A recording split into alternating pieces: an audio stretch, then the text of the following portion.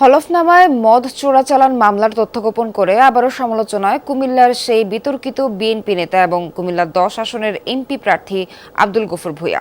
কোর্টে হাজির না হয়েও কিভাবে অব্যাহতি পেলেন এমন প্রশ্ন তুলে নির্বাচন কমিশনে অভিযোগ তুলেছেন আরেক প্রার্থী। নুডলস খান নাই তো নুডলসই খান নাই।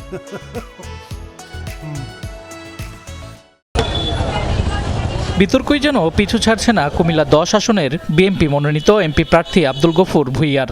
এবার তার বিরুদ্ধে নির্বাচনী হলফনামায় তথ্য গোপনের অভিযোগ এনে প্রার্থিতা বাতিলের আবেদন করেছেন একই আসনের অপর প্রার্থী অ্যাডভোকেট নূরে আলম। হলফনামায় যতটুকু মামলার তালিকা দিছে সবগুলো মামলা আমরা দেখলাম এবং 2008 সালেও আমরা এটা জাস্টিফাই করে দিলাম। 2008 সালেরও কিছু মামলা উনি হলফনামা আনে নাই, আমরা সেটাও উল্লেখ করছি আমাদের দরখাস্ত। চিটাগং কাস্টমসের মাসুদ হাসানের তদন্তাধীন একটা মামলা জিআর 52 মামলার উনি আসামি, 4 নম্বর আসামি, কিন্তু উনি কোর্টে না গিয়ে অব্যাহতি, ওনার হলফনামা লেখা আছে অব্যাহতি, কিন্তু আমরা জানতে পারছি উনি কোর্টে যায়ও নাই এবং কোর্টে কোনো এরকম কোনো অর্ডার পান নাই বা কোর্ট জাজ এই বিষয়ে কোনো রায়ও দেন।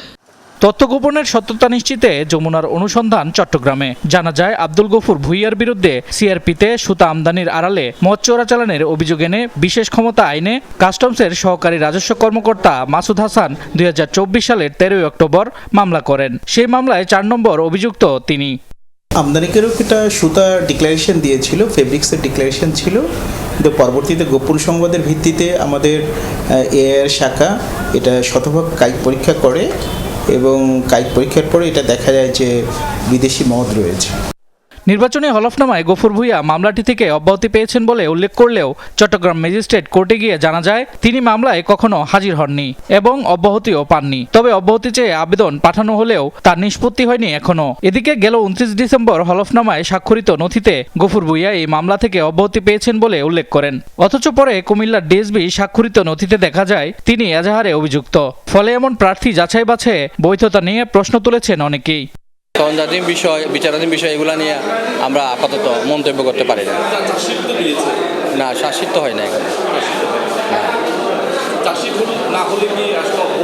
এটা ওই যে 173 এ ধারায় একটা সুযোগ আছে, সেই ধারায় আবেদন করছে। নির্বাচন কমিশনের কাছে, প্রশাসনের কাছে অনুরোধ করব, যদি সত্যি এ ঘটনা ঘটে থাকে অনতিবিলম্বে তার প্রার্থিতা বাতিল করা উচিত।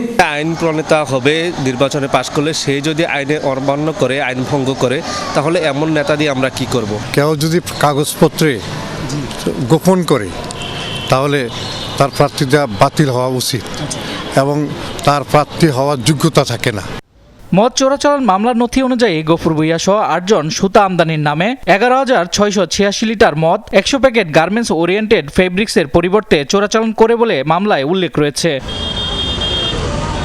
বিষয়টি নিয়ে গফুর ভূঁইয়ার সঙ্গে যোগাযোগের চেষ্টা করা হলেও তিনি ফোন রিসিভ না করায় বক্তব্য নেওয়া যায়নি। হলফনামায় তথ্য গোপন নির্বাচনী রাজনীতিতে নতুন কিছু নয়, তবে কুমিল্লা 10 আসনের এই অভিযোগ শেষ পর্যন্ত কতটা টিকে থাকে তা নির্ভর করছে নির্বাচন কমিশনের তদন্ত ও সিদ্ধান্তের উপর। শামস তাবরিজ উচ্ছ্বাস, যমুনা নিউজ।